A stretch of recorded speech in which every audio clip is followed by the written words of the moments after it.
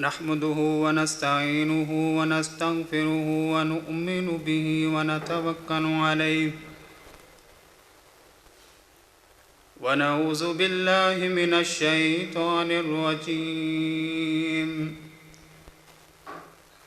بسم الله الرحمن الرحيم.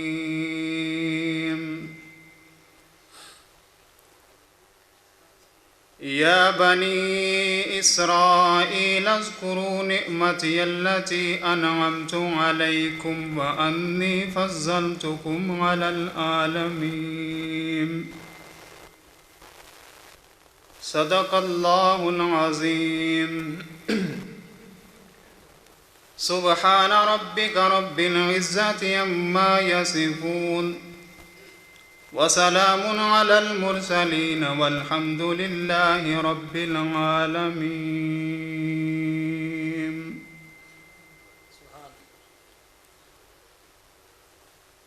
سورۃ البقرہ کی آیت کریمہ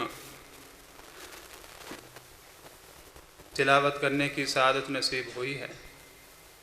یہ قرآن مجید کا پہلا پارہ ہے اور سورۃ البقرہ ہے. اللہ رب العزت کی حکیم ذات ہے اور یہ قرآن حکمتوں سے پر ہے. اس کی حکمت کا یہ تقاضا ہے کہ اللہ رب العزت نے اس عظیم الشان کتاب کا جس پارہ سے آغاز کیا ہے اس کے اندر اللہ رب العزت نے یہودیوں کا ذکر فرمایا ہے اور خوب ذکر فرمایا ہے. اس میں ایک حکمت جو بالکل واضح طور پر نظر آتی ہے وہ یہ ہے کہ اللہ رب العزت یہ چاہتے ہیں کہ وہ قوم جو بنی اسرائیل کی قوم تھی ان کے اندر جو قباحتیں اور کوتاہیاں اور خباثتیں آئی تھیں، یہ جو امت محمدیہ ہے اس قرآن کو پڑھ کر ان خباثتوں سے بچیں اور اللہ کی رضا حاصل کریں.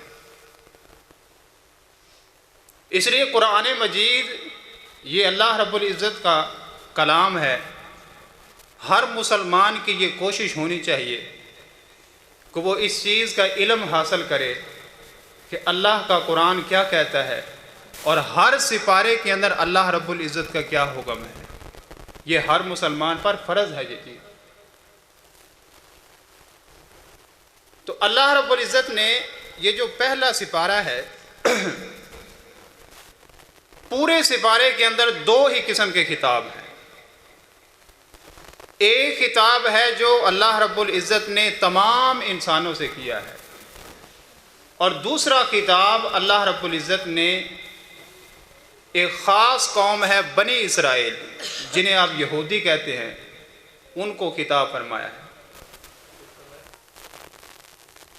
اور اللہ نے اس پارہ کے اندر ان نعمتوں کا بھی ذکر فرمایا ہے جو ان پر کی ہیں اور ان قباحتوں کا بھی ذکر فرمایا ہے کہ جن کی وجہ سے وہ اللہ کی نظر سے گر گئے.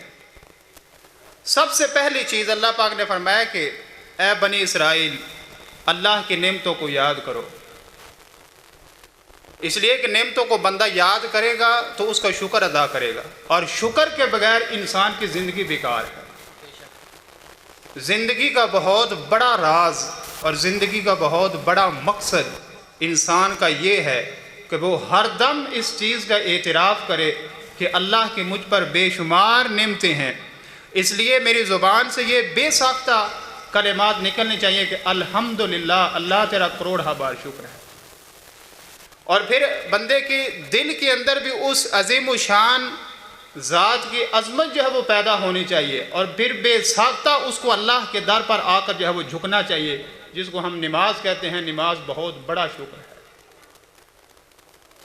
تو اللہ پاک نے فرمایا کہ اے بنی اسرائیل یاد کرو تم کتنی بڑی آزمائش کے اندر مبتلا تھے اور قوموں پر بڑی بڑی آزمائشیں آ جاتی کہ تم غلامی کی زندگی گزارتے تھے اور ایک ظالم قسم کا حکمران تمہارے اوپر مسلط تھا اور وہ اس قدر ظلم کرتا تھا کہ تمہارے بیٹوں کو ذبح کرتا اور تمہاری عورتوں کو وہ زندہ چھوڑتا اور ان کو باندیاں بناتا. اس قدر آزمائش کے اندر تم مبتلا تھے. ہم نے نہ صرف تمہیں غلامی سے جو ہے وہ نجات عطا فرمائی بلکہ تمہارے اس ظالم حکمران کو تمہاری آنکھوں کے سامنے جو ہے وہ غرق کر دیا۔ یہ کتنا بڑا احسان ہم نے تم پر کیا۔ اور پھر جب قومیں آزاد ہوتی ہیں، آزاد ہونے کے بعد اگر وہ اللہ کے قانون کو اپناتی ہیں تو اللہ ان کو عروج عطا فرماتا ہے، عزتیں عطا فرماتا ہے، رفعتیں عطا فرماتا ہے۔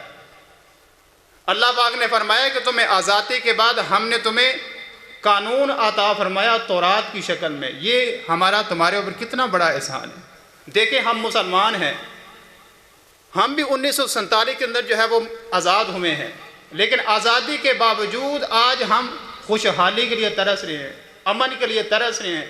مہنگائی کا ہمارے اوپر دباؤ ہے، یہ کسی طرح ہم سے چھوٹ جائے اس بات کے لیے ہم ترس رہے ہیں، اور ظالم حکمران مسلط ہیں۔ ہم اس بات سے ترس رہے ہیں آزادی کے باوجود کہ یا اللہ ہمیں ان سے جو ہے وہ نجات عطا فرما۔ یہ کیا غلطی ہوئی ہے ہم سے؟ اللہ پاک فرماتے ہیں بنی اسرائیل یہ ہمارا تمہارے اوپر احسان ہے کہ تمہیں آزاد کرنے کے بعد ہم نے تمہیں تورات کی شکل کے اندر جو ہے وہ قانون دیا۔ پاکستان کے اندر بھی ہم آزاد تو ہو گئے، لیکن جو اللہ نے قانون دیا تھا قرآن کی شکل میں اس کو ہم نے جو ہے وہ نہیں اپنایا۔ اس کے باوجود ہماری آزادی تو ہے، لیکن یہ آزادی جو ہے وہ برائے نام ہے۔ اور اللہ پاک نے فرمایا بنی اسرائیل اسی دوران تم سے بہت بڑی غلطی ہوئی کہ تم شرک کے اندر مبتلا ہو گئے، تم نے بچھڑے کو اپنا معبود بنا لیا۔ ہر وہ چیز کہ جس کو بندہ یہ سمجھ کر کہ یہ کچھ نہ کچھ غیبی نفع مجھے پہنچا سکتی ہے، اور اللہ نے کچھ نہ کچھ اس کو قدرت عطا کر دی ہے، اس عقیدے کے ساتھ جب کسی ہستی کے بارے میں کوئی غیبی نفع حاصل کرنے کا عقیدہ بندہ رکھ لے تو یہ اس کی عبادت بن جاتی ہے۔ اس کے لیے جو بھی آپ تعظیمی کام کریں گے اس کی عبادت بن جائے گی۔ عبادت یہ صرف اللہ کا حق ہے، اور اللہ رب العزت نے تمام انبیاء کرام کو اس مشن کے لیے بھیجا ہے کہ ان لوگوں کو جا کر بتاؤ کہ یہ جو عبادت ہے، یہ جو پکار ہے، یہ جو منت اور سجدے ہیں، یہ سارے کے سارے اس کا مستحق صرف ایک اللہ کی ذات ہے۔ بنی اسرائیل تم نے یہ جرم کر لیا تھا، تم نے اللہ کے ساتھ شرک کیا تھا، اس کا نتیجہ یہ نکلنا چاہیے تھا کہ تمہیں صفحہ ہستی سے مٹا دیا جاتا اور تمہیں ہمیشہ کے لیے جہنم کے اندر جو ہے وہ ڈال دیا جاتا، لیکن اس کے باوجود ہم نے تمہیں معاف کر دیا، اور تمہارے اندر ایک ایسا پیغمبر ہم نے بھیجا کہ جس نے تمہیں اس بات کا احساس دلایا انکم ظلمتم انفسکم باتخاذکم العجل، اے بنی اسرائیل تم نے اس بچھڑے کو معبود بنا کر تم نے اپنی جانوں پر ظلم کیا ہے۔ یہ بہت بڑا ظلم ہے، اور اگر آپ کے ارد گرد دائیں بائیں آپ کے گروہ کے اندر جماعت کے اندر کوئی ایسا انسان موجود ہے جو آپ کو اس چیز کا احساس دلاتا ہے کہ شرک بہت بڑی بیماری ہے اور اللہ کی وحدانیت یہ بہت بڑی نعمت ہے، تو اس پر بھی اللہ کا شکر ادا کرے۔ حضرت اللہ پاک نے فرمایا کہ بنی اسرائیل یہ ہمارا تمہارے اوپر احسان ہے کہ حضرت موسیٰ جیسی ہستی ہم نے تمہارے اندر بھیجی، اور انہوں نے تمہیں اس بات کا احساس دلایا اور فرمایا توبوا الی اللہ، اللہ سے جو ہے وہ توبہ کرو۔ انکم ظلمتم انفسکم باتخاذکم العجل، تم نے اللہ کے ساتھ شریک کر کے اپنے اوپر جو ہے وہ ظلم کیا ہے، لہٰذا اس پر اللہ سے توبہ کرو۔ ذالکم خیر لکم عند بارئکم، اگر تم اس شرک سے توبہ کر لو تو اللہ کی رحمتیں ہو جائیں گی اور اللہ کے ہاں تمہارا وقار جو ہے وہ بڑھ جائے گا۔ جس قوم کے اندر شرک کی بیماری ہوتی ہے وہاں اللہ کی رحمتیں نہیں ہوتی، اس بات کو ذہن میں رکھیں، اور وہاں زمین جو ہے وہ سونا نہیں اگلتی، اور وہاں اللہ رب العزت کی طرف سے خوشحالی اور امن نہیں آتی۔ اسی لیے اللہ پاک نے فرمایا کہ اسی بات کے اندر تمہاری بہتری ہے بنی اسرائیل کہ تم جو ہے وہ سچے دل سے توبہ کر کے اللہ کے سامنے جو ہے وہ سرخرو ہو جاؤ۔ فتاب علیکم، اللہ نے پھر ان پر جو ہے وہ کرم فرمایا، انہ هو التواب الرحیم، وہ بڑا بہت زیادہ توبہ کو قبول کرنے والا ہے اور رحم کرنے والا ہے۔ ہم نے تمہارے لیے پانیوں کے چشمے جاری کیے، تمہیں من و سلوہ کھانے کے لیے جو وہ عطا کیا، یہ سب کچھ کیوں ہم نے کیا تھا؟ لعلکم تشکرون، تمہیں معافی ہم نے کیوں دی؟ تاکہ تم اللہ کا شکر ادا کرو۔ اور پھر تم سے یہ گستاخی ہوئی کہ تم نے کہا کہ ہم تو تورات کو نہیں مانتے، اور تب مانیں گے کہ جب اللہ ہمارے سامنے آئے اور وہ آ کر یہ بات کہے کہ یہ میری جو ہے وہ کتاب ہے، تم نے یہ بھی گستاخی کی، اس کے بدلے میں ہم نے تمہیں موت دے دی، اور پھر موسیٰ علیہ السلام کے کہنے پر تمہیں دوبارہ جب زندہ کیا تو یہ ہم نے تمہیں کیوں زندہ کیا؟ لعلکم تشکرون، تاکہ تم ایسی زندگی گزارو کہ جس کے اندر تم جو ہے وہ شکر ادا کرو۔ یہ شکر اتنی بڑی نعمت ہے، اللہ پاک فرماتے ہیں کہ معافی اس لیے دی تھی کہ تاکہ تمہاری زندگی کے اندر شکر آ جائے، اور تمہیں زندہ اس لیے کیا تھا تاکہ تمہاری زندگی کے اندر جب وہ شکر آ جائے۔ لیکن اس کے باوجود آپ اندازہ لگائیں کہ وہی بنی اسرائیل، اللہ رب العزت نے جب ان کو یہ حکم دیا ادخلوا هذه القرية، یہ جو بستی فتح ہوئی ہے اس کے اندر جو ہے وہ داخل ہو جاؤ، اور داخل تم نے اس طرح ہونا ہے کہ تمہاری زبان پر یہ ہو کہ اللہ ہمارے گناہوں کو معاف کر دے، اور عاجزی کرتے ہوئے اور کلمہ شکر پڑھتے ہوئے اور شکرانے کے نفل پڑھتے ہوئے تم نے اس کے اندر جب وہ داخل ہونا ہے، چونکہ اللہ کو یہ چیز بڑی پسند ہے کہ جب بندہ گناہ کر لیتا ہے تو اس پر فوراً جو ہے وہ توبہ کر لے، اللہ کو یہ چیز جو ہے وہ پسند ہے، اور جب بندے کو نعمت مل جائے تو اس پر فوراً جو ہے وہ شکر ادا کرے، یہ بندے پر جو ہے واجب ہے اور اللہ رب العزت کو جو ہے وہ پسند ہے۔ لیکن اللہ پاک فرماتے ہیں فَبَدَّلَ الَّذِينَ ظَلَمُوا قَوْلًا غَيْرَ الَّذِي قِيلَ لَهُمْ، ان ظالموں نے اس بات کو ہی بدل دیا کہ جو بات اللہ نے ان کو جو ہے وہ فرمائی تھی، اسی کو بدل دیا۔ اللہ پاک نے فرمایا کہ زبان پر یہ ہو حتتن، اللہ ہمارے گناہوں کو معاف کر دے، انہوں نے کہا حبتن، گندم کا دانہ۔ اللہ نے استغفار کے لیے کہا، انہوں نے کہا کہ حبتن، گندم کا دانہ۔ یہ اس قوم کے اندر تو یہ چیز موجود تھی، لیکن آج اگر ہم اپنا محاسبہ کریں تو کیا ہماری زبانوں پر استغفار ہوتا ہے یا ہماری زبانوں پر بھی یہی ہوتا ہے؟ منجی اینی ہوئی ہے جی، کڑک اینی ہوئی ہے، اینی مانیاں نکلی ہے، اینی مانیاں نہیں، ایک منجی کنی ہوئی ہے تو کڑک کنی ہوئی ہے تو کنی فصل ہوئی ہے۔ استغفار نہیں ہے، یہ مرض پرانا ہے، یہ مرض پرانا ہے۔ یوں محسوس ہوتا ہے کہ انسانیت کے اندر جو انسانیت کا مزاج ہے وہ شروع سے ایک ہی چلا آ رہا ہے۔ آج ہمیں بھی روٹی کپڑے اور مکان کے لالے پڑے ہوئے، استغفار نہیں ہماری زبانوں پر۔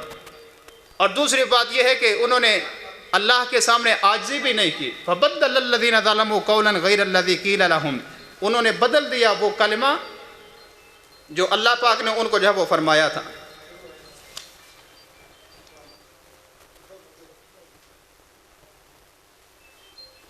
حالانکہ اللہ کا جو دین ہے اس کو بندہ تبدیل نہیں کر سکتا، اللہ رب العزت کا جو دین ہے اس کو بندہ تبدیل نہیں کر سکتا۔ ہو بہو اللہ نے جس طرح آپ پر احکام کو نازل کیے ہیں، بندہ اس چیز کا پابند ہے کہ اسی طرح جو ہے وہ کرے، اس کو تبدیل نہ کرے۔ اگر ان احکام کو بندہ تبدیل کر دے کہ جو اللہ نے فرض کیے ہیں اور اپنی مرضی اس کے اندر جو ہے وہ داخل کر دے، تو اللہ کے ہاں وہ چیز جو ہے وہ کبھی ہے، اور اس کو کہتے ہیں کہ یہ بدعت اس نے ایجاد کر دی ہے۔ بنی اسرائیل کے اندر بھی اس طرح کا جو ہے وہ مرض موجود تھا، اور جب انسان کی یہ حالت بنتی ہے کہ وہ اپنی طرف سے احکام کو تبدیل کرنا شروع کر دیتا ہے، تو پھر اللہ پاک فرماتے ہیں کہ اس کے بدلے میں فَأَنزَلْنَا عَلَى الَّذِينَ ظَلَمُوا رِجْزًا مِّنَ السَّمَاءِ، پھر ہم آسمانوں سے عذاب نازل کرتے ہیں، بِمَا كَانُوا يَفْسُقُونَ، اس وجہ سے کہ یہ فسق و فجور کے اندر پڑ گئے ہیں۔ بنی اسرائیل کے یہ اندر یہ مرض تھا کہ جس وقت کوئی ایسا حکم جو ان کی خواہش کے مطابق نہیں ہوتا تھا، ان کی مرضی کے مطابق نہیں ہوتا تھا، تو وہ دین کو اپنی مرضی سے جو ہے وہ موڑ لیتے تھے، اور اس کے اندر رد و بدل جو ہے وہ کر دیتے تھے، اور اس کے اندر تبدیلیاں کرنا شروع کر دیتے تھے۔ اسی لیے اللہ رب العزت نے ان کے بارے میں دوسرے مقام پر فرمایا اَفَتَكْفُرُونَ بِبَعْضِ الْكِتَابِ وَتُؤْمِنُونَ بِبَعْضٍ، کیا تم بعض باتوں پر عمل کرتے ہو اور بعض احکام کو نہیں مانتے ہو؟ اس چیز نے امت مسلمہ کو بہت زیادہ نقصان پہنچایا ہے۔ یہ جو انسان کا یہ مزاج ہے کہ شریعت کے اندر سے وہ انتخاب کرتا ہے کہ اس چیز پر میں نے عمل کرنا ہے اور اس چیز پر جو ہے وہ عمل نہیں کرنا، اور یہ جو عمل نہیں کرنا اس کی وجہ یہ ہے کہ یہ میری خواہش کے جو ہے وہ خلاف ہے، اس چیز پر میں نے عمل نہیں کرنا اس کی وجہ یہ ہے کہ اس سے جو ہے وہ میری برادری جو ہے وہ راضی نہیں رہتی، یا میرا سٹیٹس جو ہے وہ باقی نہیں رہتا، یا کوئی بھی اور وجہ ہو سکتی ہے۔ بنی اسرائیل کے اندر یہ مرض تھا کہ وہ اس مرض کے اندر بھی مبتلا تھے۔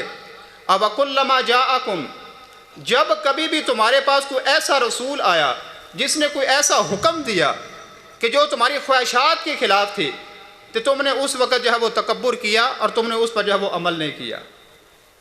دین اسلام ایک مکمل دین ہے، اور اللہ رب العزت فرماتے ہیں کہ ادخلوا فی السلم کافہ، مکمل طور پر اپنے اندر کو جو ہے وہ اسلام کے اندر جو ہے وہ داخل کر دو۔ اسلام ایک مکمل مذہب ہے اور مکمل دین ہے، اس کے اندر ہر چیز کا درجہ بندی ہے، اس کے اندر نماز اور روزہ بھی ہے، اس کے اندر اخلاقیات بھی ہیں، اس کے اندر اللہ کی وحدانیت بھی ہے۔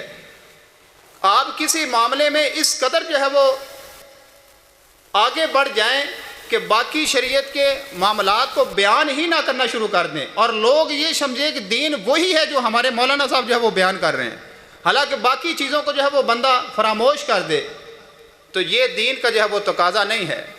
اللہ پاک فرماتے ہیں کہ اس کے باوجود بھی بنی اسرائیل جو تھے، اتنی قباحتوں کے باوجود اور ناشکری کے باوجود بنی اسرائیل یہ کہتے تھے کہ ہم تو جنت کے اندر جائیں گے، لن يدخل الجنت الا من کان ہودا و نصارا، جنت میں کوئی نہیں جائے گا مگر یہودی اور عیسائی۔ اور دوسرے مقام پر فرمایا کہ اگر ہم جہنم کے اندر گئے بھی تو چند دنوں کے لیے جائیں گے، اس کے بعد ہمیں جو ہے وہ جہنم سے نکال لیا جائے گا۔ اتنی نافرمانیوں کے باوجود بھی وہ بے دھڑک تھے، اور ان کی جرت دیکھیں کہ وہ یہ دعویٰ کرتے تھے کہ ہم جو ہے وہ جنت کے اندر جائیں گے۔